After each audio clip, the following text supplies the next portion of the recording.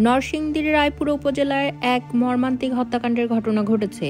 পারিবারিক কলহের জেরে স্ত্রী পাপিয়া সুলতানার শাবলের আঘাতে স্বামী আবুল কাশেম নিহত হয়েছেন। রবিবার দুপুরে রায়পুরা পৌরসভার মহিষমারা এলাকায় এই ঘটনা ঘটে।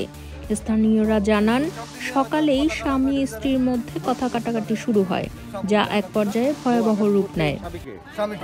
সাথে তার মেয়েও ছিল, মা মেয়ে দুইজন জড়িত, মা মেয়ে দুইজনেই তারে হত্যা করছে এবং এটা পরিকল্পিত তাদের।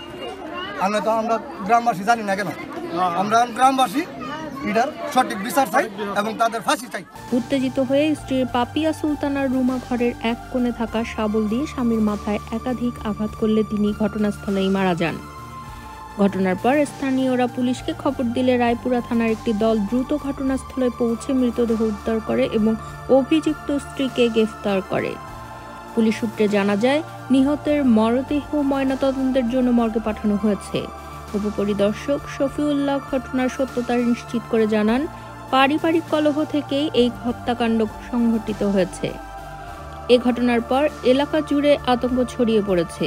স্থানীয় বাসিন্দারা জানান, দাম্পত্য কলহ থেকেই এমন মর্মান্তিক ঘটনা ঘটেছে। ঘটনা মহিলা নিজে স্বীকারোক্তি আইছে, এটা ঘটনা সত্য। কি স্বীকারোক্তি আইছে?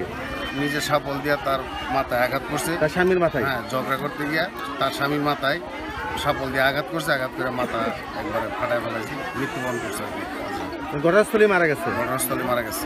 এতে আপনাদের এই যে কি তারা স্বামী স্ত্রী কি নিয়ে বিরোধ ছিল? আপনাদের বিরোধ অনেকদিন ধরে জানি, শ্রীরামপুর একটা গন্ডগোল হয়েছিল, ওইখান থেকে বিরোধ চলতেছে, যেটা জানি আর কি। আর মহিলা নিজে স্বীকারোক্তি আসছে, আমার স্বামীর সাথে আমার বিরোধ ছিল, এই কারণে আমি নিজের হাতে আঘাত করছি।